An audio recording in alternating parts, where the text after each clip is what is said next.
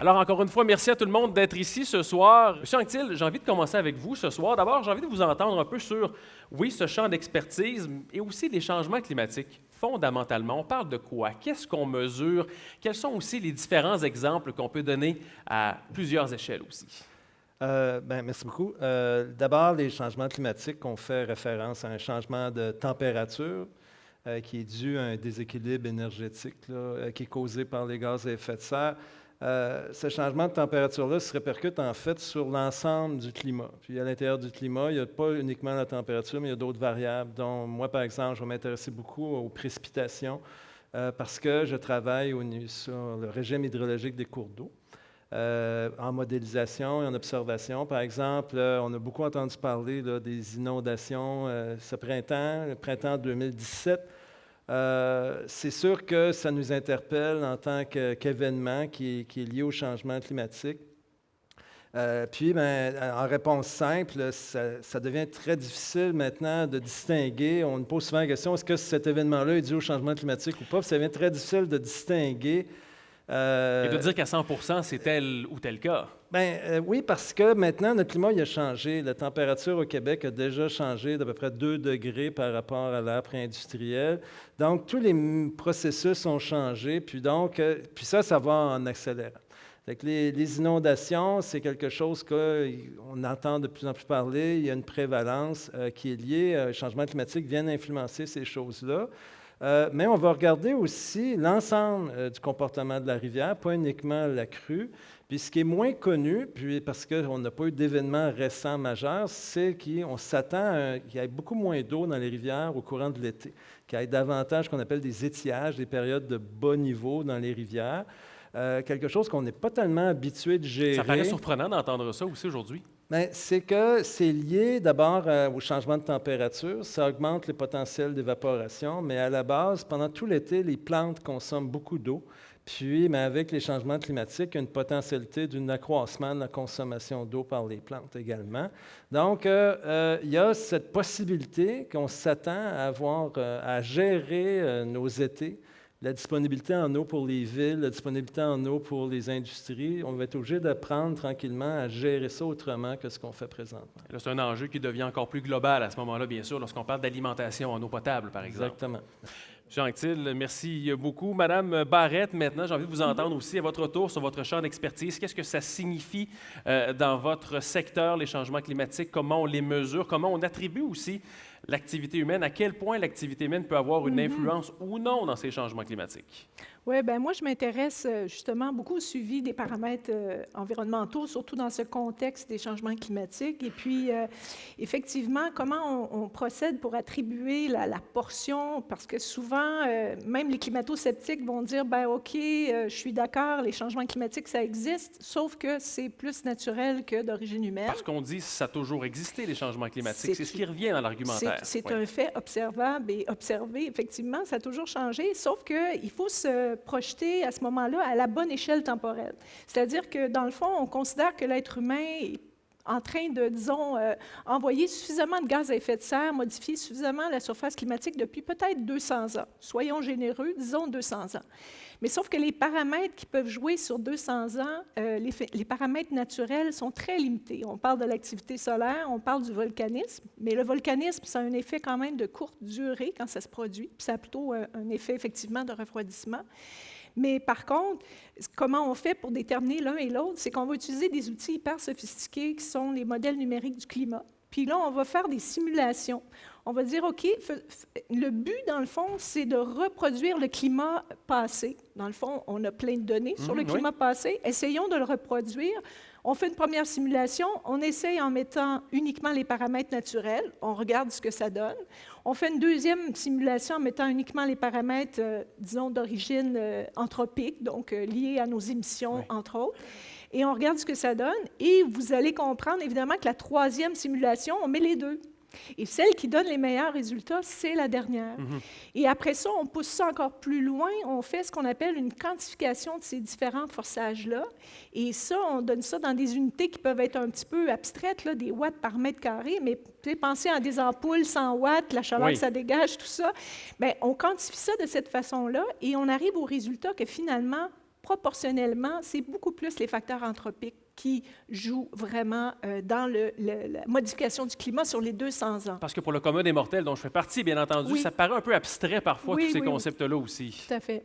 Mais sinon, si on dit oui, mais le climat a toujours changé, il y a eu une glaciation, tout ça, mais là, on est dans des paramètres astronomiques, sauf que ça joue sur des échelles géologiques. Là, on parle de 200 ans, là. On parle de phénomènes sur une courte échelle de temps. C'est rien, 200 ans pour le climat. Madame Barrette, ça met la table pour la suite des choses. Merci beaucoup.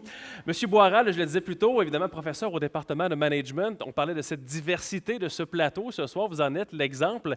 À quel point le monde du management et de l'entreprise aussi est affecté par ces changements climatiques-là? Ça ne paraît pas naturel, d'abord, cette relation. Absolument. Les entreprises jouent évidemment un rôle très important. Elles sont affectées évidemment par les changements climatiques à différents niveaux, mais il faut comprendre qu'elles représentent 30% à peu près au Québec des émissions, puis ça a diminué de 30% au cours des 20-30 dernières années. Alors je ne veux pas avoir l'air de défendre les entreprises ou d'être leur porte-parole. Sinon, j'aurais l'impression d'être un peu comme un mouton qu'on invite à un méchoui ici. Et ce n'est pas le cas du tout. Il faut le préciser. Merci, ça me rassure. Et donc, je pense que pour les entreprises, c'est avant tout des opportunités et des menaces, finalement. Il y a une dizaine d'années, il y a un économiste, Stern, qui avait évalué que les changements climatiques, finalement, ça pouvait représenter 5% du produit intérieur brut en termes d'impact dans les années à venir, et que par contre, que ça allait coûter à peu près 1% du produit intérieur brut pour y faire face. C'est une approximation, il est revenu sur ces chiffres en disant que c'était très simplificateur, mais ça montre qu'il y a des enjeux financiers énormes, et souvent, c'est à la fois des opportunités et des menaces. Prenez le cas d'Hydro-Québec. Hydro-Québec, il y a des menaces associées à des événements extrêmes, des épisodes de verglas, etc. Il y a des opportunités parce qu'il y a des villes comme New York ou des États comme le Massachusetts qui veulent s'approvisionner en énergie propre. Et donc, c'est des contrats importants. Donc, c'est à la fois des menaces, des opportunités. Ça dépend des secteurs. Évidemment, ça dépend des entreprises. Ce n'est pas monolithique. Il est difficile de généraliser à ce niveau-là. Vous avez entendu les propos de M. Anctil un peu plus tôt. M. de Boiral, vous comprenez bien sûr le thème ce soir de cette soirée. On dit les changements climatiques, sacrifices ou opportunités. L'un n'exclut pas l'autre. On va explorer la chose encore davantage tout à l'heure. Madame Campagnard, dans votre champ d'expertise, pour vous, qu'est-ce que ça signifie, les changements climatiques? Quel est l'impact? Et encore une fois, comment sont-ils mesurés? Les impacts au niveau de la santé, c'est souvent ce qui touche le plus les gens. C'est ce qu'on voit le plus. Si on prend, comme disait François tout à l'heure, je vais tutoyer, ça amène le réchauffement des températures moyennes, mais aussi des extrêmes qui sont plus fréquents et plus intenses. Et parmi ces extrêmes-là, on a les vagues de chaleur. Ça, c'est un exemple parmi tant d'autres. Les vagues de chaleur, on l'a vécu en 2018, on l'a vécu en 2010 au Québec. C'est des centaines de morts qu'on peut calculer de plus, parce qu'on compare ça avec la mortalité normale à la même saison, à la même semaine, les 10 années précédentes. Fait qu'on arrive à faire des moyennes de mortalité. Et là, pour les 3 jours, 4 jours qui viennent avec une vague de chaleur, on est capable, a posteriori, de dire « Wow, on a 100 morts de plus en 3 jours qu'habituellement, juste dans 2 régions, par exemple, géographiques. » administrative du Alors, Québec. clairement, il y a un facteur qui est influent. Il y a un facteur qui est influent. Puis là, encore une fois, est-ce que cette vague de chaleur-là est causée par les changements climatiques? On ne peut pas dire, mais c'est le fait qu'on en a de plus en plus, on en prévoit de plus en plus, ils vont être encore plus fréquentes. Fait que juste pour la chaleur, on peut facilement, juste dans la région de Québec, savoir que d'ici 2050, au lieu d'avoir une grosse vague de chaleur par 2-3 ans, bien, on va en avoir à peu près 4 par année. Fait que ça donne une idée de l'amplification du phénomène causé par cette pression-là que amènent les changements climatiques sur des phénomènes qui existent déjà. Et est-ce que ça fait partie de la planification de nos instances gouvernementales? Est-ce que déjà on réfléchit à ce que vous évoquez aujourd'hui? Absolument. Puis c'est pour ça que la recherche nous amène à, voir c'est quoi les impacts en tout cas dans mon domaine, dans la santé, sur la santé des gens, la santé de la population. Puis 2, identifier c'est qui ça touche en premier, les personnes les plus à risque. Et 3, identifier les interventions qu'on peut faire maintenant. Qu'est-ce qu'on doit changer dans la façon de gérer ces interventions-là, dans les services de santé, mieux préparer les médecins, les hôpitaux à faire face à je dirais, cette vague accrue de patients qui vont rentrer à l'hôpital pendant ces vagues-là. C'est ça. Voilà qui met la table pour la suite des choses. On va évoquer les changements climatiques à divers niveaux ce soir. D'abord au niveau local, au niveau national, au niveau mondial. Puis évidemment, c'est une soirée sur laquelle on veut se quitter avec des pistes de solutions. Alors tranquillement, mais sûrement, on va se diriger vers ce qui est possible de faire et aussi pour parler de la responsabilité individuelle. Mais d'abord, et je m'adresse vraiment à nos 4 panélistes ce soir, j'ai envie de vous entendre à l'échelle locale, à l'échelle urbaine. Quels sont actuellement les changements qui sont les plus inconvénients? On pourrait parler autant pour les villes, autant pour les régions que pour les entreprises.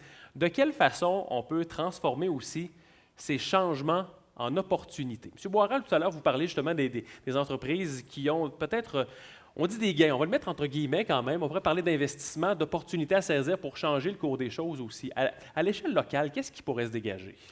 Oui, alors il y a des opportunités. On pense évidemment à des investissements, des opportunités de marché, mais aussi tout un enjeu social. Par exemple, il n'y a pas si longtemps, il y a le PDG d'Amazon qui a annoncé que son entreprise allait être carboneutre, mais c'est suite à une grève en interne. Donc on voit qu'il y a des pressions à l'intérieur des entreprises. Et il ne faut pas oublier qu'au Québec, le taux de chômage est très faible. Et donc le fait de se préoccuper des changements climatiques pour l'entreprise, c'est un moyen d'attirer les employés, un moyen de les retenir. Et ça a un impact sur l'efficacité des entreprises. D'autre part, contrairement à une opinion reçue, la littérature montre que, enfin la tendance dominante montre qu'il y a plutôt une relation gagnant-gagnant entre l'engagement environnemental, on va dire, des entreprises, et pour les changements climatiques aussi, et les performances économiques. Alors qu'on a plutôt tendance à penser que ce serait le contraire. Mais plutôt une relation gagnant-gagnant. Qu'est-ce qui explique ça exactement? Bien, bon, d'abord, quand on parle de pollution, la pollution, c'est une perte de matière. C'est une perte d'énergie. Donc, réduire la pollution à la source, souvent, ça débouche sur des économies. J'ai parlé tout à l'heure de la motivation, de l'implication des employés qui sont un aspect très important. Il y a aussi de nombreux marchés, de nombreux produits et services qui découlent de ces enjeux.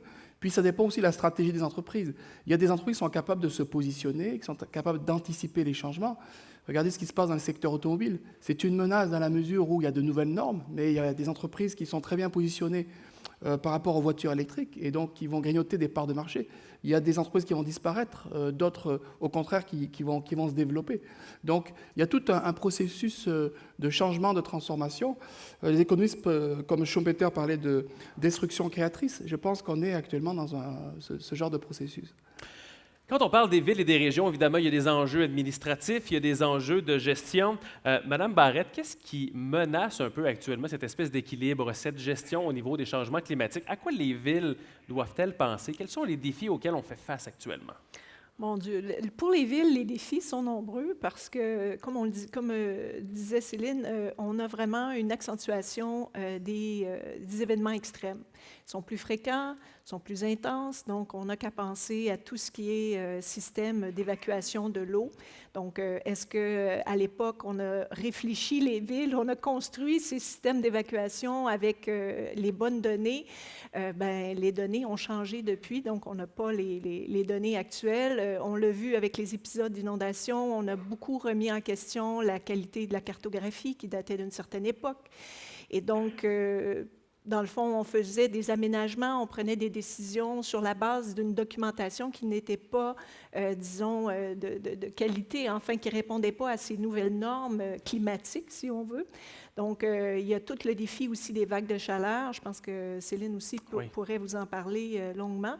Moi, ce que j'attire votre attention, c'est sur le fait que pour les régions, c'est pas, je dis pas qu'ils sont laissés un peu à eux-mêmes, mais ils sont souvent un peu sur la voie d'accotement. J'allais poser la question, parce que dans le fond, on est toujours un peu le dernier ordre. Évidemment, il y a tous les paliers qui sont au-dessus. Évidemment, il y a cette gestion de proximité au quotidien. Est-ce qu'on a le temps, est-ce qu'on a les ressources pour prévoir, pour penser à ce qui s'en vient et de quelle façon amorcer ce virage-là aussi? C'est vrai, c'est que souvent, on a tendance, et c'est normal parce que c'est une question de densité de population, on a des populations importantes dans les villes, mais dans les régions, on a aussi des problèmes, par exemple, de vagues de chaleur, contrairement à ce qu'on peut des fois s'imaginer.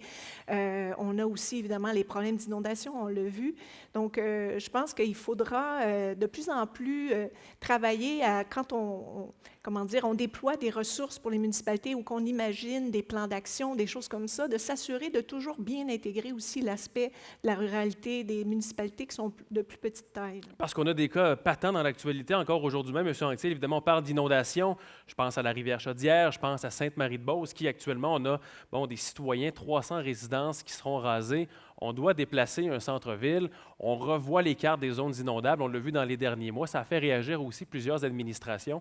Ça, à quel point aussi, un jour, on devra écouter et respecter ce qui sera donné dans ces cartes-là, ne pas négocier et redonner peut-être au cours d'eau la place qui leur revient actuellement. Oui, il va falloir qu'on repense notre relation à la nature, à l'environnement, aux rivières, au climat. En fait, on a développé nos villes, de fait des installations sans toujours réfléchir au long terme. Puis ces facteurs-là n'étaient pas là. Moi, quand j'étais étudiant, je pense qu'il n'y a pas si longtemps. Je vais vous laisser le dire, ça. On nous disait essentiellement que le passé est le garant de l'avenir. On va regarder ce qui s'est passé dans les 20-30 dernières années, puis ça va être ça qu'il faut se préparer, puis faire notre conception, prévoir une usine de traitement des eaux ou un aménagement. On l'a toujours fait en se disant que ce qui s'est passé depuis 20-30 ans, c'est comme ça que ça va se passer dans le futur. Il faut garder en tête que nos installations, on ne crée pas une rue pour une année, on crée une rue pour souvent éternellement maintenant. Donc, on perd nos repères. Ces repères-là qu'on nous a montrés, sur lesquels nos villes ont été conçues, ne sont plus les bons repères. Puis là, on est en réflexion sur comment les bâtir, ces nouveaux repères-là. Il y a des modèles que Nathalie mentionnait il y a quelques minutes, qui sont des outils qui nous donnent des pistes voir un peu comment les choses vont évoluer. Mais c'est plus complexe que ça parce que la société aussi évolue. Les gens ont des besoins différents ou des goûts différents, des volontés différentes. Donc, dans cette mouvance-là, on a une nouvelle façon d'établir qui n'est pas cristallisée. Mais on le dira, il y aura des sacrifices à faire pour bon nombre de villes, de municipalités. Est-ce qu'on est prêt à faire des sacrifices comme ceux-là aujourd'hui? Parce que ça implique des citoyens, ça implique des vies, ça implique des familles aussi. Lorsqu'on parle, par exemple, de relocaliser un centre-ville, on a encore le cas de Sainte-Marie aujourd'hui même, des gens qui ne sont plus en mesure d'habiter le secteur, qui doivent quitter la ville, incapables de se loger. Est-ce que les sacrifices vont venir essentiellement les citoyens? Est-ce que ce sont seulement les villes qui auront des opportunités? Comment peut se démêler à travers tout ça? Ce qui serait préférable, ce serait qu'on anticipe les choses. Dans le cas qu'on parle en Beauce, les événements se sont produits ce printemps, puis ensuite, bien, les gens tirent des constats, puis il y a des décisions qui sont prises avec des politiques en place. Le gouvernement applique ça d'une certaine manière à forcer ces mouvements-là. Mais peut-être que dans 2 ans, dans 3 ans, ce sera un autre village sur une autre rivière. Puis là, mais d'ici là, on ne fait rien. Parce que, donc, il faut, je pense, commencer à mettre en place un programme d'adaptation. Il faut commencer à anticiper puis étudier partout au Québec qui est à risque, qui sont exposés, puis peut-être d'anticiper des choses, d'agir avant que la catastrophe J'entends arrive. des maires dire qu'ils ne sont peut-être pas prêts à accepter cette anticipation-là en question. Non, possiblement. Même la population est peut-être pas prête. Mais moi, je ne parle pas d'un travail sur 6 mois ou quelques semaines. C'est un travail dans la durée. Il faut se donner du temps, mais il faut commencer à se donner ces outils-là pour réfléchir. Si on met en place une ville, discute sur plusieurs années, commence à se structurer, à modifier des aménagements, on peut penser qu'on sera plus préparé la prochaine fois, puis qu'on sera capable de faire face. Pour l'instant, on était un peu dans le brouillard sans vraiment prendre de décision. En mode réaction, finalement, quand la catastrophe survient. On laisse les choses aller. Puis dans le passé récent, les gouvernements ont plutôt permis aux gens de se reconstruire. C'est comme la première fois où là, il y a une application plus stricte. On va voir où tout ça va nous mener.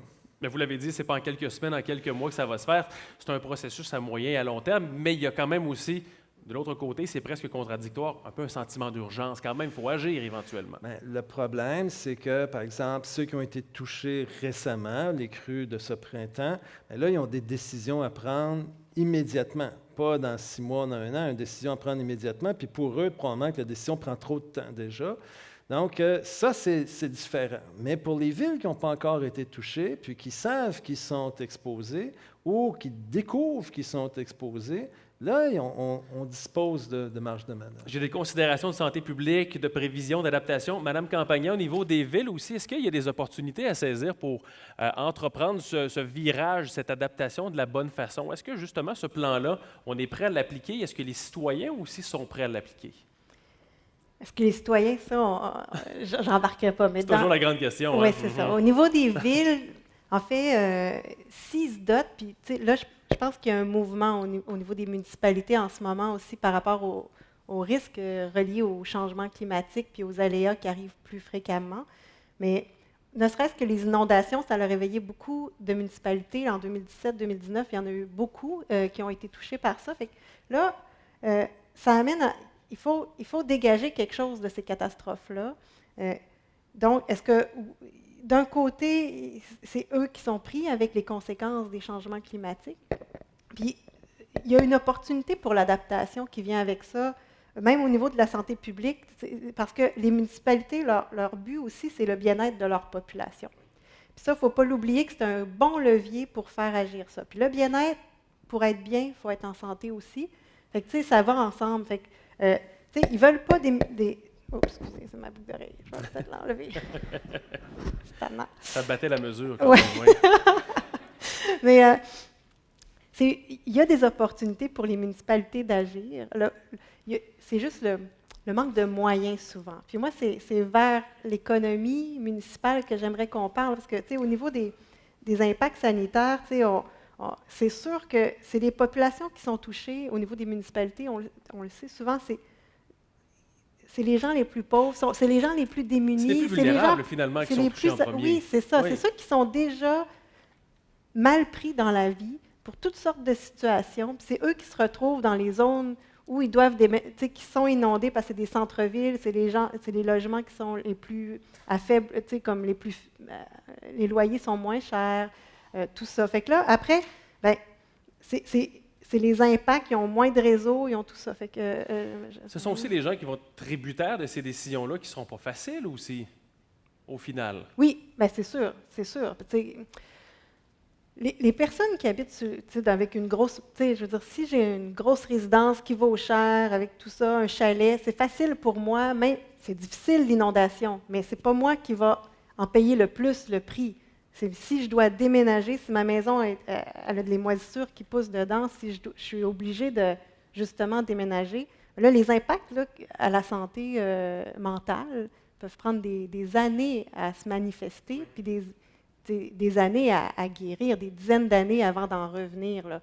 Et là, quand il y a la répétition des inondations, par exemple, bien là, ça amène un ressac, en fait, des moments que les gens ont vécus. Ça les amène vers des nouvelles crises, et l'appréhension de quand est-ce que ça va arriver encore, tout ça. Là. Et là, je vous pose la question à tous les quatre. On parle beaucoup d'instances municipales et de régions actuellement qui sont un peu au bout de la chaîne de commandement. Est-ce que véritablement, ces instances-là ont un véritable pouvoir dans l'adaptation au changement climatique? Est-ce qu'on parle vraiment d'instances qui sont en mesure de prendre des décisions qui sont applicables et qui seront fonctionnelles aussi? La difficulté, c'est naturellement l'éparpillement de la décision. Une fois qu'on a une myriade de municipalités avec un système gouvernemental aussi au niveau municipal qui change avec des cycles. Donc, moi, si je l'amène au niveau, par exemple, provincial, qui ont l'autorité sur les municipalités, mais les gouvernements se succèdent, puis cherchent à se distinguer de l'autre. Puis, donc, ça crée des problèmes dans un contexte d'adaptation où on a besoin d'une certaine continuité. Même chose pour la lutte au changement climatique, on a besoin d'une action dans la continuité. Si on était capable de soustraire ça des débats pour-contre, puis de prendre plutôt une position générale, d'aller de l'avant, on peut débattre des solutions, les solutions peuvent évoluer, mais il faudrait que la cible, elle, reste la même, qu'on aille dans cette direction. Est-ce qu'on a de la difficulté justement à bien la définir, la cible? Est-ce qu'on reste dans un concept qui est encore trop abstrait? Est-ce que décidément, on n'a pas vraiment des cibles précises à atteindre, vraiment des objectifs à aller chercher? Ouais, il y a des objectifs. Les objectifs, on parle de décarboniser la société, je pense que c'est un objectif qui est très, très concret. Le moyen de le faire reste en partie à être inventé. Mais il y a des choses qui peuvent être faites dès maintenant, puis on peut déjà planifier des choses pour l'avenir. Là, on parle d'atténuer l'effet des changements climatiques en essayant de réduire ça au maximum, les conséquences. Mais il y aura toujours une adaptation parce qu'il y a déjà le changement qui existe. Donc, il faut jouer sur les deux. Mais il faut essayer d'enlever ça un peu de l'arène politique qui est pas très fertile, qui amène un débat pour-contre constamment. On est dans un contexte bien particulier, comme ça, à quelques jours des élections, mais c'est une discussion qui sera apolitique aujourd'hui. On tient à vous rassurer, vous êtes tous sans doute un peu tannés de cette campagne électorale. C'est un peu difficile de vous blâmer, cela étant dit. Mais je veux quand même qu'on parle de cette relation gouvernementale de façon un peu plus globale, un peu plus générale, cette relation Québec-Canada qui n'est pas simple non plus dans la gestion de l'adaptation au changement climatique. On l'a entendu déjà, on souhaite que les dirigeants soient des leaders, mais il y a beaucoup de contraintes, il y a beaucoup d'obstacles et d'écueils qu'on doit contourner. Actuellement, d'un point de vue gouvernemental, quels sont les défis des gouvernements? Quel est décidément le premier écueil sur lequel trébuchent la plupart des gouvernements? M. Boirel, peut-être? Bien, je pense d'abord que ce soit au Canada ou au Québec, mais en particulier au Québec, je pense qu'il faut remettre en cause l'idée reçue comme quoi on est relativement en avance, surtout au Québec. On se compare toujours au pire, n'est-ce pas? L'Alberta, par exemple. Parce qu'on se plaît à répéter aussi qu'au Québec, on est à l'avant-garde aussi. C'est ça. Au Québec, c'est à peu près 9,6 tonnes de CO2 par an par habitant. C'est 2 fois la moyenne de l'OCDE. C'est plus élevé que la Norvège, qu'un pays pétrolier. Bref, on n'est pas très bon. On va le résumer comme ça. Non, c'est au Québec et au Canada qu'il y a les voitures qui consomment le plus. Donc, en termes de performance, de résultats, on dirait que la population pense que, le problème est ailleurs. Et c'est en Chine, c'est dans d'autres provinces. Et ça ne favorise pas beaucoup l'engagement. Il y a aussi le fait qu'il faut regarder les moyens qui sont mis au service de ces enjeux-là.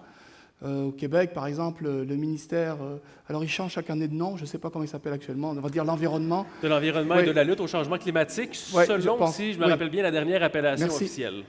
Merci. Mais je pourrais me tromper aussi. Il a à peu près 0,25% du budget. Quand vous êtes dans une entreprise et puis, je ne sais pas, vous êtes responsable d'une fonction et vous avez 0,25% de budget, ça vous donne quand même une indication que vous n'êtes pas prioritaire dans l'agenda.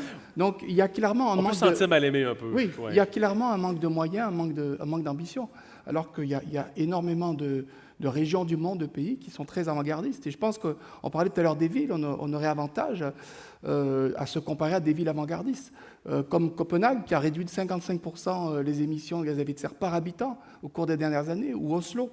Donc, il y a aussi beaucoup d'États, de nations qui ont réduit significativement leur gaz à effet de serre.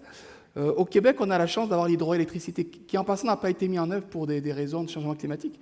Mais grâce à ça, évidemment, on a un niveau d'émission... Ça a été un bon coup de dé quand même. Ça a été un très bon coup de dé, absolument. Et c'est très bien. Mais il y a bien des domaines où il faudrait agir. Je parlais tout à l'heure du transport automobile. Regardez le malus-bonus sur les voitures qui polluent versus les voitures vertes.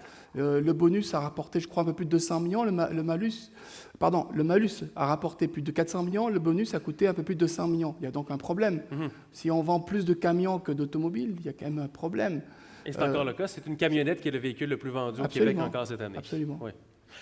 Cette relation Québec-Canada aussi, et même de l'ensemble des provinces, Mme Barrette, il y a différents gouvernements, il y a différentes visions aussi. On pourrait parler de la bourse du carbone, il y a différentes orientations. On l'a bien vu en campagne électorale. Comment on peut trouver justement ces opportunités de façon globale? Comment avoir un message cohérent pour l'ensemble des citoyens aussi? Bien, moi, je pense que la première chose à faire, c'est qu'ils doivent être exemplaires. Ils doivent donner l'exemple. Et je pense que les gouvernements ne sont pas toujours les meilleurs élèves. Puis, moi, je trouve qu'il y a une vision aussi qui doit changer au niveau de la durabilité. Je ne suis peut-être pas assez spécialiste au niveau des enjeux gouvernementaux provinciaux, mais je pense au domaine, on parlait des municipalités, où souvent la vision du terme de durabilité est vraiment peu orientée du côté de l'environnement. Et je donne un exemple très concret dans mon quartier où on avait un magnifique parc, mais évidemment, les modules commençaient à être un peu abîmés, donc on décide de refaire les modules. Et les modules qui étaient faits en bois, évidemment, se sont retrouvés en métal, plastique. Disons que ça, à la limite, bon, je me questionnais, mais c'est tout l'environnement autour. On a coulé du ciment. Donc, vraiment, c'est magnifique, là, et c'est extrêmement durable, c'est indestructible. Mais C'est peut-être pas ça le développement durable, finalement. Le but, c'était simplement de faire une petite remontée pour que les parents puissent s'asseoir autour de cet immense cercle pour, évidemment, surveiller leur enfant, idéalement. Et puis, mais donc, ça aurait pu être des petits bancs en bois. On a coupé certains arbres au lieu de mettre du paillis de bois. Donc, c'est sûr que je viens d'une faculté où il y a la foresterie. Là, j'ai l'air de vendre ma salade, mais je pense que ça aurait été vraiment plus durable. Peut-être qu'effectivement, dans 15 ans, il aurait fallu refaire une partie des bancs, les réparer, des choses comme ça. Mais je me dis, mais c'est triste. Je sais qu'il y a eu des consultations et moi, je suis arrivée un peu tard dans le processus et là, c'était déjà, tout était planifié, canné et on assistait à ça un peu démuni. Et tu sais, ça, c'est un exemple d'un problème aussi, j'attire un peu l'attention sur le fait qu'on parle beaucoup de mesures d'adaptation, mais est-ce qu'on pourrait aussi s'assurer que les mesures d'adaptation soient des mesures d'atténuation, c'est-à-dire que ce soit un choix qui contribue aussi à réduire les émissions? L'exemple est très pertinent. On comprend la difficulté de prendre une bonne décision pour un parc, pour un gouvernement d'une province, pour un gouvernement d'un pays. Est-ce que le défi est 1 million de fois plus grand encore? Bien, j'aurais tendance à dire que oui, mais je ne suis pas assez spécialiste pour m'avancer sur la chose. Mais, tu sais, un parc, c'est un petit problème dans la vie d'un gouvernement. Alors, j'imagine l'ensemble des problématiques. C'est la cohérence, c'est le défi, c'est la cohérence, la cohésion entre les décisions. Et je ne sais pas, des fois, je m'imagine que ce qu'il faudrait, c'est une espèce de conseil de sages juste au-dessus des gens qui sont les dirigeants qu'on élit à chaque année, pour qu'ils puissent un petit peu les diriger, leur dire, bien là, écoutez, attendez. Votre réflexion, oui. Non, mais tu sais, pour être capable de dire, mais ça, cette décision-là, c'est bien, mais ça ne concorde pas du tout avec l'autre décision que vous venez de prendre. Vous défaites tout ce que vous faites. Là. Mais là, je me ferai un peu l'avocat du diable. Oui. Je suis payé pour ça généralement. Dans un contexte de réélection, de mandat de 4 ans, alors qu'on voit toujours à court terme, et bon, ils auront beau dire ce qu'ils veulent, je serai un peu cynique aujourd'hui, le but d'un gouvernement, c'est d'être réélu à l'élection suivante, personne ne veut perdre. Dans ce contexte-là, comment avoir cette vision à long terme, cette vision de développement durable, et d'autant, et là, je vais rejeter un peu la faute sur les citoyens, il y a un sondage récent qui nous disait que l'environnement dans cette campagne électorale, c'était loin d'être la première priorité. Est-ce qu'on peut vraiment les blâmer, finalement? Bien, moi, je reviens avec mon conseil des sages, mais ce conseil des sages-là serait fait ce serait des citoyens, des citoyens qui sont des bons ambassadeurs, qui, eux, ont une vie qu'on pourrait dire, entre guillemets, exemplaire, où ils prennent des décisions et s'assurent toujours de regarder l'ensemble des impacts de leurs décisions dans la vie, en termes d'émissions, en termes d'économie d'eau, en termes d'économie d'énergie, etc., et qui sont, en quelque part, des bons porte-parole. Donc, est-ce qu'on peut avoir un petit peu plus de ces gens-là dans nos directions? Évidemment, est-ce que c'est réalisable? Je ne sais pas, et ce n'est pas moi qui va donner toute la recette, mais je me dis pourquoi pas, et ces conseils de sages seraient évidemment idéalement bien représentatifs de la population. Est-ce que, M. Anctil, de ce point de vue-là, on le disait un peu plus tôt dans ce contexte de réélection, est-ce qu'un politicien aurait le loisir et cette opportunité, on revient bien sûr au thème de cette conférence, cette opportunité de se montrer et de s'élever en leader inspirant en proposant justement des mesures durables, des mesures efficaces? Est-ce qu'on pourrait se le permettre dans notre système actuel? J'aimerais croire que oui. Ce que les politiciens cherchent à nous vendre, c'est notre bien-être. On nous annonce que notre programme va vous assurer le bien-être, puis c'est souvent comme ça que chacun d'entre nous choisit un parti.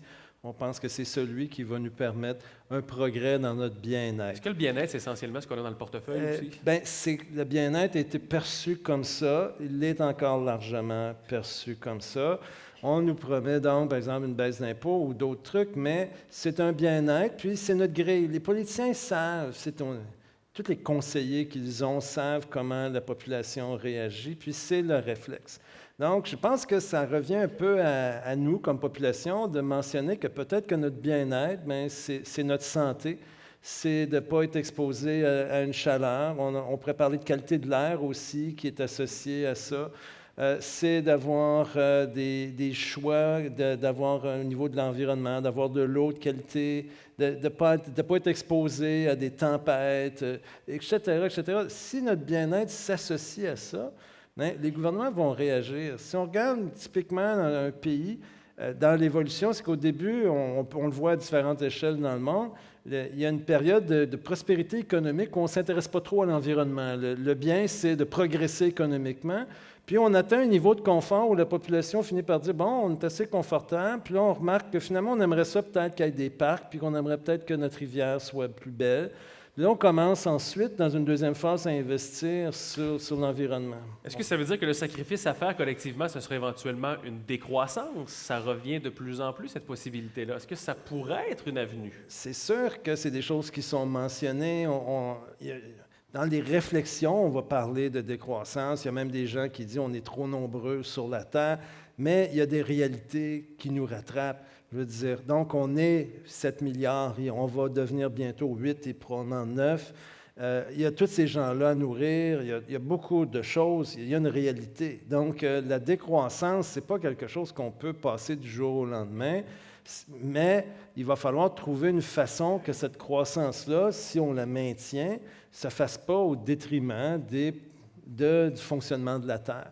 Parce que là, on parle beaucoup de changement climatique aujourd'hui, mais peut-être qu'éventuellement, il y aura une conférence sur la biodiversité, sur l'acidification des océans, et j'en passe, qu'il y a toutes sortes de problèmes qui se produisent et qui sont tous liés en large part à l'action humaine, puis au changement du climat. Madame Campagna, je veux revenir au thème du bien-être. Je sais que ça vous a interpellé tout à l'heure. On parlait donc justement de ces opportunités à saisir, évidemment des sacrifices, on en a parlé, mais les occasions politiquement, au niveau national, au niveau que ce soit provincial ou au niveau fédéral, de quelle façon justement quelqu'un pourra véhiculer ce message que le bien-être du citoyen, c'est au-delà de son rapport d'impôt, c'est au-delà de l'argent qu'il aura dans son portefeuille, c'est au-delà du crédit d'impôt. Est-ce que ça, c'est un message éventuellement qu'on sera en mesure de mettre de l'avant et d'y accorder une très, très grande crédibilité aussi?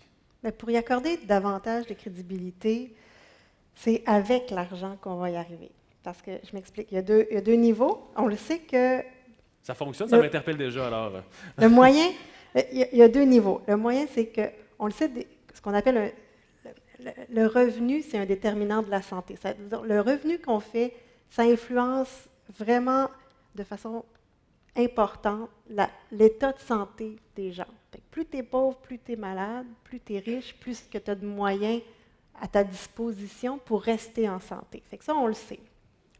L'autre côté, c'est que les municipalités, on parlait d'opportunités, les municipalités, c'est elles qui ont le plus de potentiel pour à la fois lutter contre les gaz à effet de serre et l'adaptation au changement climatique.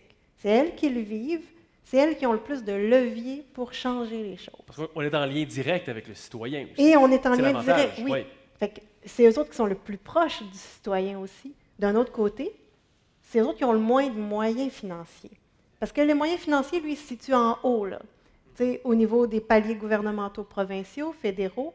Fait que tout à l'heure, on parlait, dans l'enjeu des campagnes électorales, tout ça, qu'est-ce que au niveau fédéral ou provincial, qu'est-ce qu'ils peuvent faire? Bien, c'est de débloquer l'argent pour l'envoyer aux municipalités.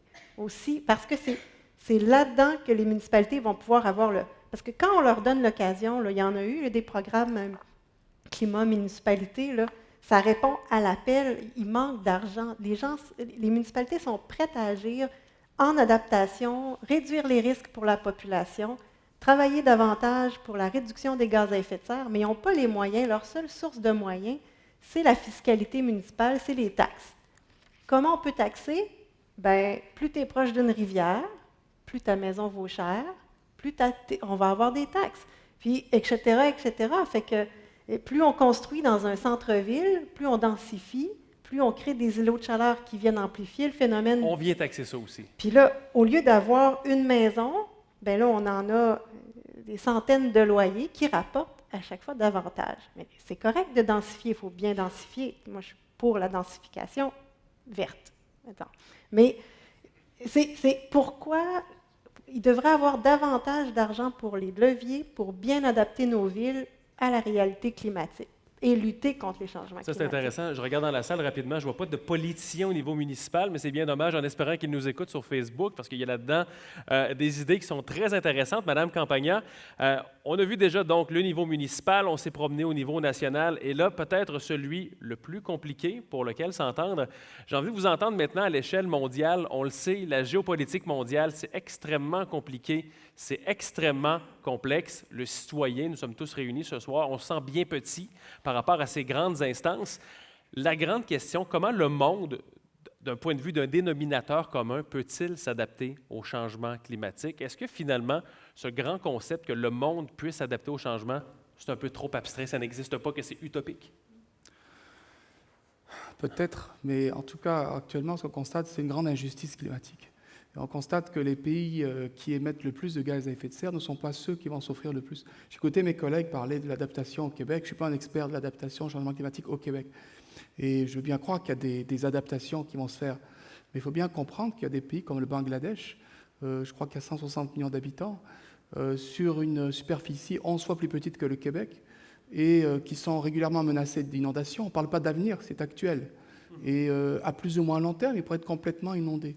Qui est-ce qui va accueillir tous ces réfugiés? Vous avez vu la crise des réfugiés en Europe. Là, on parle de centaines de millions de personnes à l'échelle mondiale. Et même ici, ça a été un enjeu, on l'a bien vu également. Oui, et ma collègue disait que c'était les plus démunis qui étaient les plus exposés, mais c'est pareil dans les pays en voie de développement. Il y a des enjeux énormes. Regardez, en Indonésie, ils sont en train d'essayer de déménager la capitale. Jakarta, c'est plus de 10 millions d'habitants. Donc, évidemment, il y a des opportunités, il y a des coûts associés à ça. C'est des enjeux absolument énormes. Il y a des enjeux aussi démographiques. L'augmentation de la population, ça, c'est pas à Sainte-Foy, Sillery, des quartiers comme ça. C'est essentiellement dans les pays en développement, dans des bidonvilles, des gens qui sont exposés justement au changement climatique davantage parce que les habitations sont plus précaires.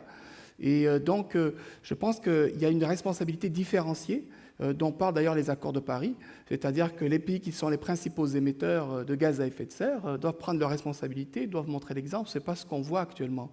En Afrique, les émissions de gaz à effet de serre augmentent rapidement, mais j'ai encore lu ce matin que c'est à peu près 4% des émissions mondiales. Pourtant, il y a 1 milliard d'habitants en Afrique et une grande partie de la croissance démographique va se faire en Afrique, en Inde et en Asie du Sud-Est.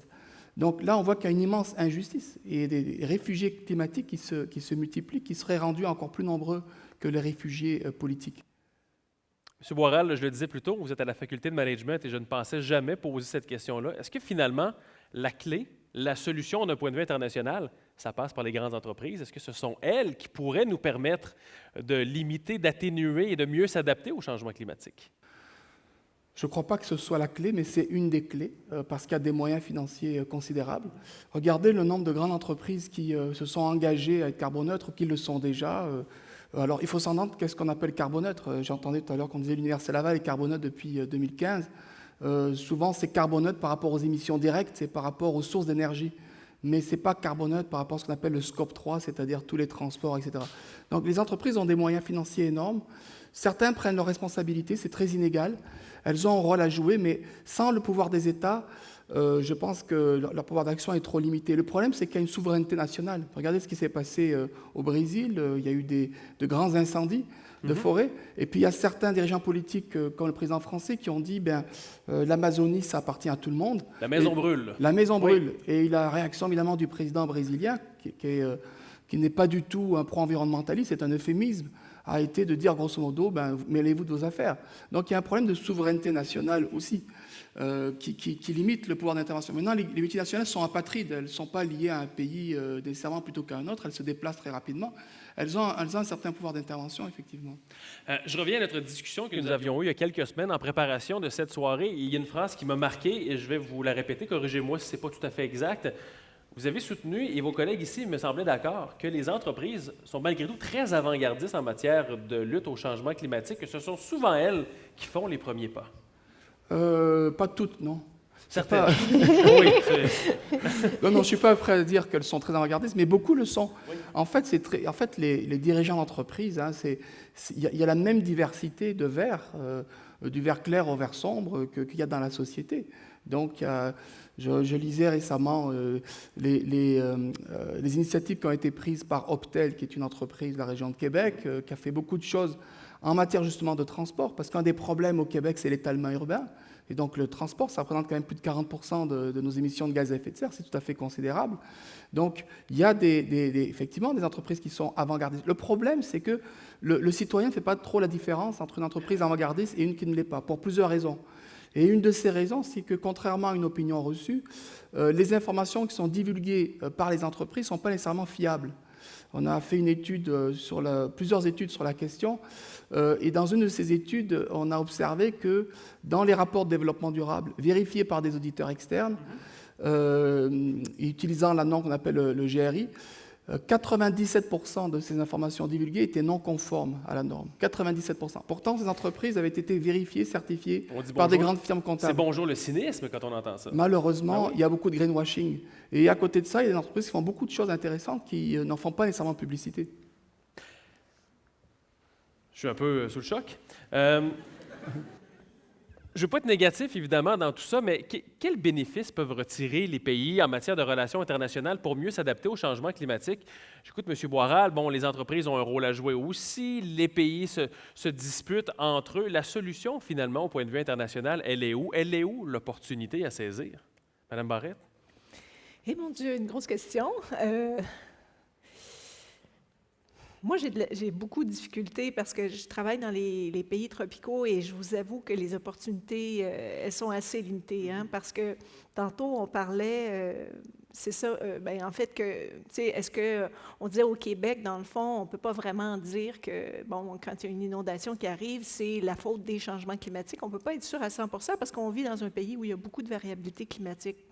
Mais par contre, les pays tropicaux, là, c'est une autre game, là, parce que dans ces pays-là, la variabilité climatique est beaucoup plus limitée. Et eux, je vous dirais, on peut presque affirmer qu'ils vivent quotidiennement les changements climatiques. On a parlé du Bangladesh avec la hausse du niveau marin. Quand on me demande c'est quoi le pire élément, disons, au changement climatique, ça se situe où? La pire des choses, c'est la hausse du niveau marin. Parce que la majorité des villes sont sur le bord de l'eau et souvent avec un dénivelé assez limité. C'est la première conséquence, finalement. C'est ça. Oui. Et donc, ce que je vois, moi, comme des pays comme Haïti, c'est qu'eux sont déjà ils dépassent déjà presque systématiquement des paramètres de normalité climatique. Donc, ils sont pris avec ça. Les opportunités qu'ils ont, bien, je vous assure, elles sont, de ce que moi je vois, en tout cas, relativement limitées. Je ne dis pas que c'est partout comme ça. C'est sûr qu'il y a des efforts avec les grands accords internationaux pour aller aider les pays qui sont en développement à passer à des technologies, par exemple, qui sont moins émettrices de gaz à effet de serre.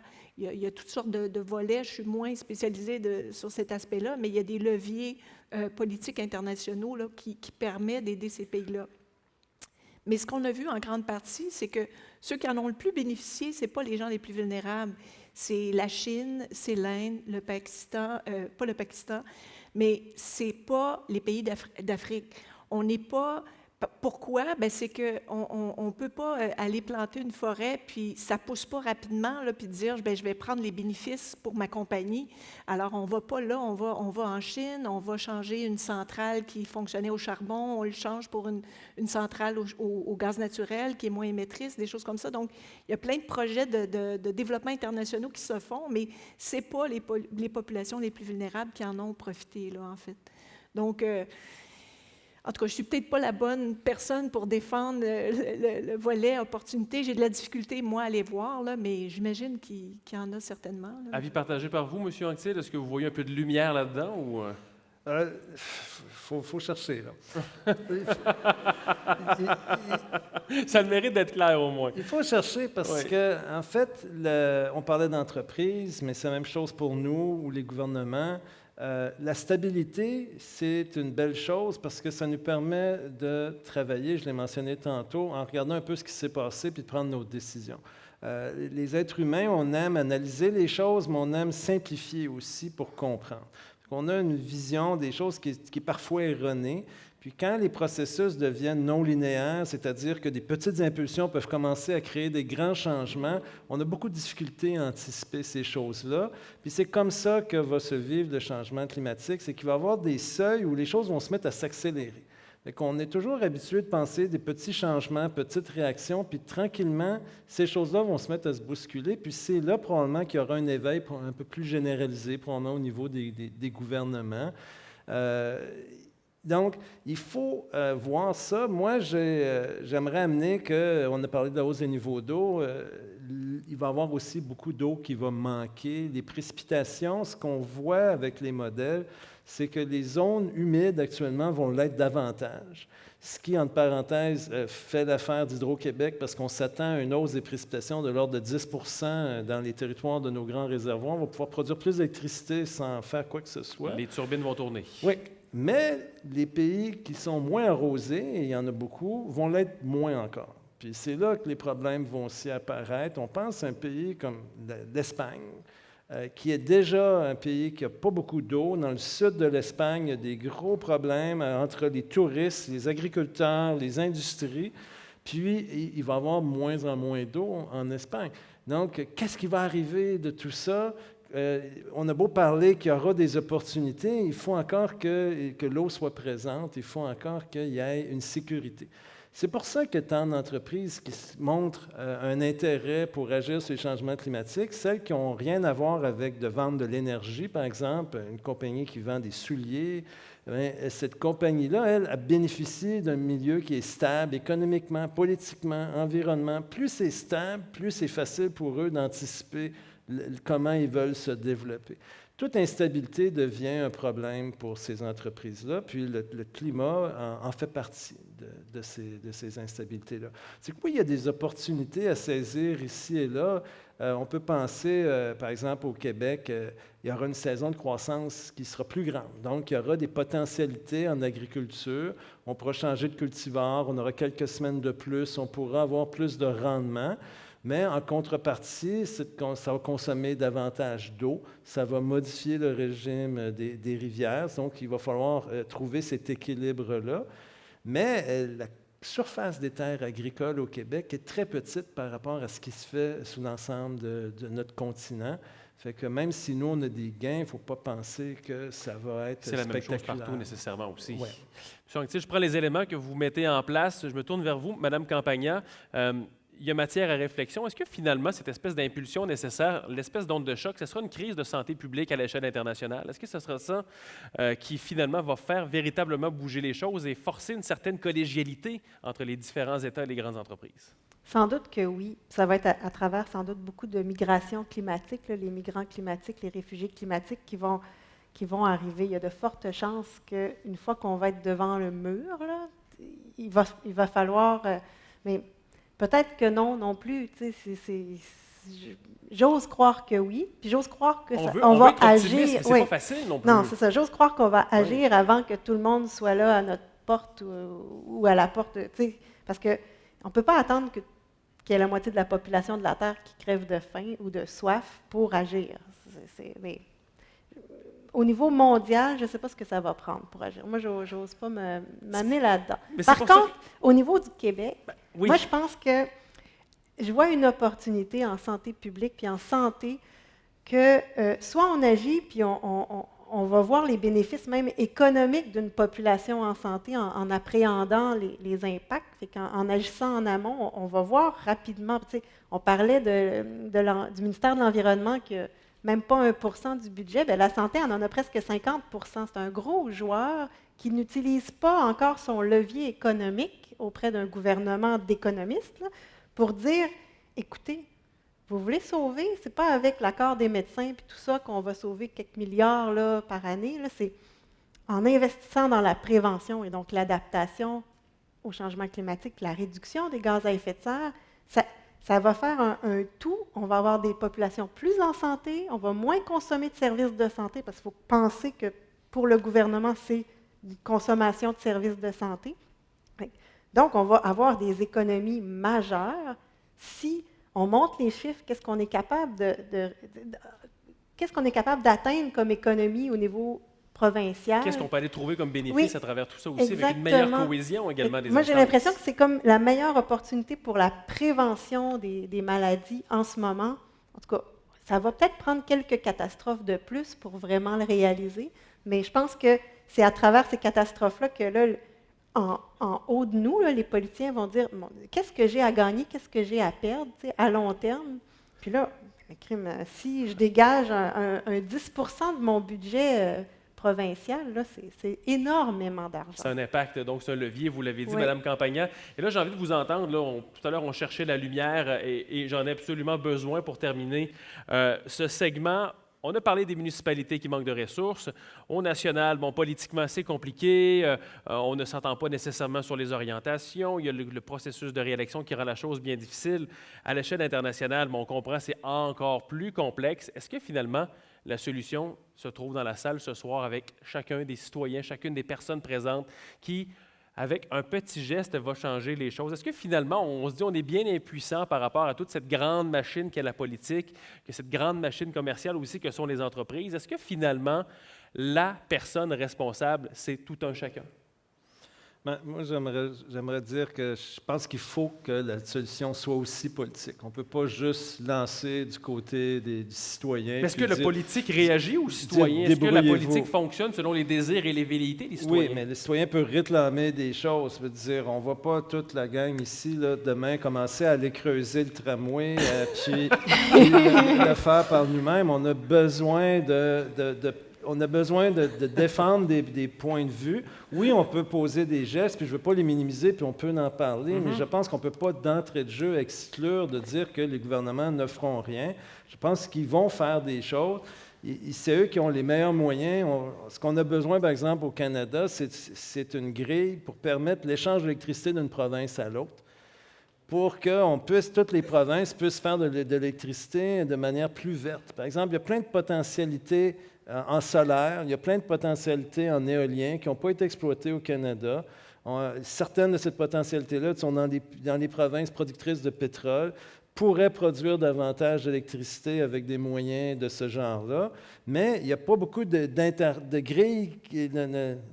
La distribution d'électricité entre les provinces, ce n'est pas mis en place. Puis là, il faudrait avoir des subventions, une organisation plus fédérale pour dire, OK, on va mettre en place ces systèmes-là pour permettre l'électricité à circuler, puis s'assurer aussi que partout, on produise de l'électricité sans recourir à de l'énergie fossile. Donc ça, c'est un exemple que les gouvernements, puis des choses qu'on peut réclamer, qui peuvent être mises en place. Dans le moyen terme, sur une période de 10 ans, 15 ans, 20 ans, il faut aller dans ces directions-là. C'est la seule solution, de permettre à cette électricité-là, cette énergie-là verte de circuler. C'est un exemple. Est-ce que ça veut dire que nos modes de vie, nos choix de consommation, même si on les change radicalement, auront un effet marginal? Madame Barrette, est-ce qu'on doit aller jusque-là ce soir? Ou... Non, ils auront pas. Moi, ma vision, c'est qu'ils n'auront absolument pas un effet marginal, au contraire. Moi, je donne le cours Changement climatique depuis 2001 à l'université et j'avoue que j'ai beaucoup maturé tout au long de ces années-là. Au départ, j'étais celle qui était pleine d'espoir envers les grandes ententes internationales parce que je prenais toujours comme exemple le fameux protocole de Montréal qui a fait en sorte qu'on a éliminé rapidement les CFC de l'atmosphère qui détruisaient la couche Et ça, d'ozone. on l'oublie, ça a été une avancée extrêmement importante. Bien, malheureusement, on a remplacé les CFC par un Autre chose, gaz à effet de serre hyper puissant, là, donc on a comme déplacé le problème. Mais mettons qu'on oublie ce bout-là. J'ai vraiment cherché C'est- la lumière là-dedans, mais je ne l'ai Oui, pas trouvé. c'est ça. Bon. Non, malheureusement, on J'ai le encore trouve échoué. difficilement. Mais c'est juste que concrètement, écoutez, on a signé un accord en 1987. Dès les années 90, les émissions étaient vraiment réduites à l'échelle nationale. Et aujourd'hui, en 2019, et même ça fait déjà quelques années, ça fait déjà 6 ans, on enregistre une diminution des concentrations atmosphériques. Donc, ça veut dire que quand on agit, on peut voir des résultats à l'échelle humaine.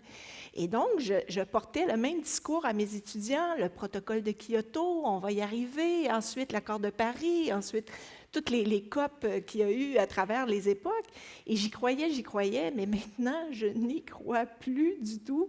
Et je me tourne, je crois à mes étudiants dans ma classe, ils sont plus de 200 par année à venir.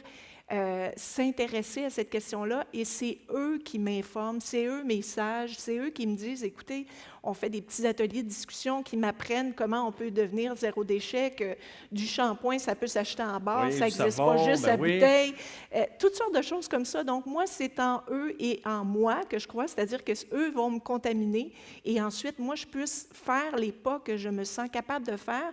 Mais peut-être, évidemment, je ne suis pas une spécialiste de l'économie, donc M. Boiral, je pense que son avis est très important, mais j'ai l'impression que si moi, je contamine d'autres personnes à mon tour, à un moment donné, il me semble que l'effet de masse va faire en sorte qu'il y a des entreprises qui vont comprendre, on n'en veut pas de ce produit-là, on veut telle chose.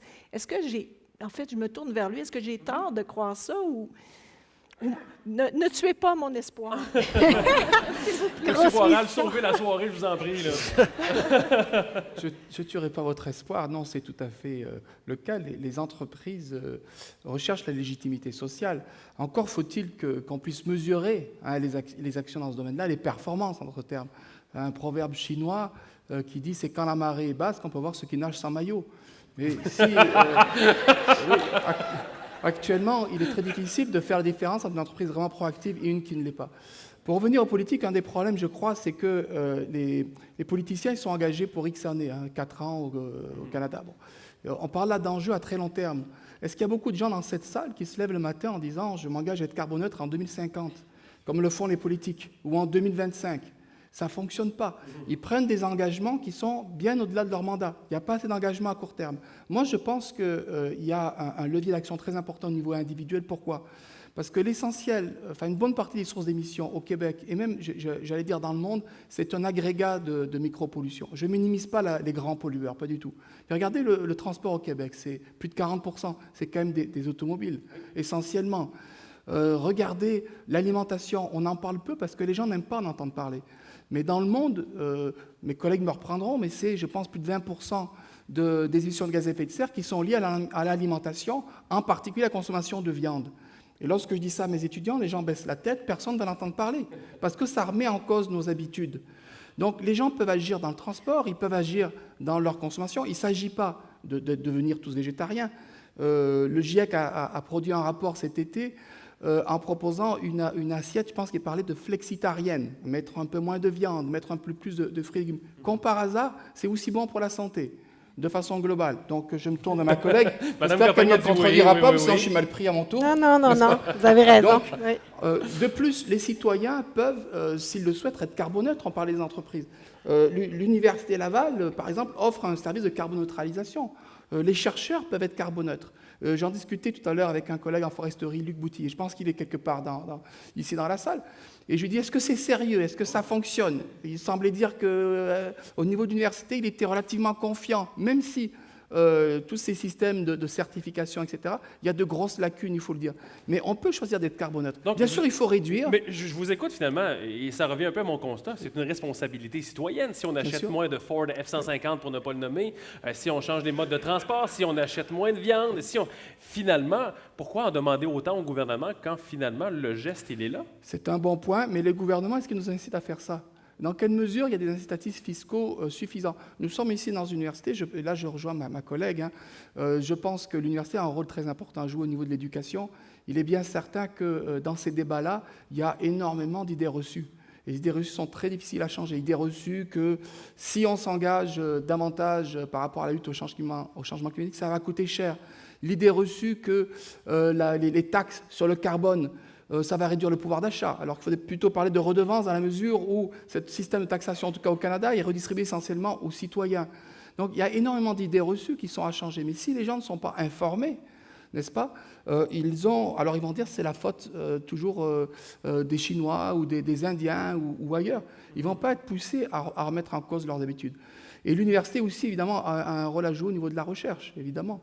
Et je trouve que c'est bien de donner la parole aux scientifiques. Je lisais récemment que les climato-sceptiques reçoivent beaucoup plus d'attention dans les médias, toute proportion gardée, que les personnes qui sont plus, je dirais, dans ce qui ressemble au consensus scientifique. Parce qu'en science, c'est rare qu'il y ait vraiment un consensus aussi fort qu'il y en a actuellement concernant les changements climatiques. Il y a toujours quelques scientifiques qui vont s'opposer, mais c'est rare qu'il y ait autant de consensus. Donc je pense que Mais est-ce que le doute persistant fait aussi partie un peu de cette culture scientifique? Bien sûr, oui. Bien sûr, puis on a toujours plus de chances qu'on parle de nous si on va à l'encontre de la tendance dominante. Mais je pense que la thématique dont on parle, il y a suffisamment de preuves accumulées pour dire vraiment, faire certitude qu'on s'en va droit dans un mur. Et que si les politiciens et les citoyens n'écoutent pas le message, malheureusement, on s'en va vers une crise majeure. Et peut-être que le changement signifie crise, finalement. Madame Campagna, est-ce que ça veut dire finalement que pour changer les choses, avant de frapper ce mur, de toucher cette crise, il faudra remettre vraiment en question tous nos modes de vie et être prêt justement à en faire des sacrifices comme ceux-là?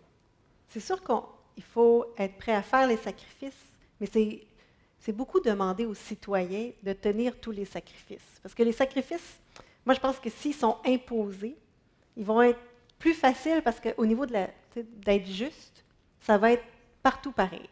Tandis que sinon, on demande des sacrifices, puis en santé, on en met déjà beaucoup sur les épaules des citoyens. Mangez bien, faites du vélo, blabla. Fait que, tout le monde se sent déjà... Ouais. Puis on le sait, les changements de comportement, on les étudie, on le sait que c'est long, c'est difficile, il faut des impulsions, et l'impulsion n'est pas toujours facile. Et une des motivations, c'est est-ce que tout le monde autour de moi le font? Est-ce que les gens autour de moi acceptent l'idée que moi je le fais? C'est ça. Fait que si, par exemple, mon mari trouve que je vais être plus en santé si je mange des bons légumes, ben tu sais, j'ai plus. S'il me dit, moi, les légumes, pas capable, ben j'ai moins de chances d'en manger moi aussi. C'est la même chose avec le changement par rapport aux gaz à effet de serre ou l'adaptation. Si c'est pour faire des bons citoyens ou des mauvais citoyens, c'est pas la bonne façon de faire.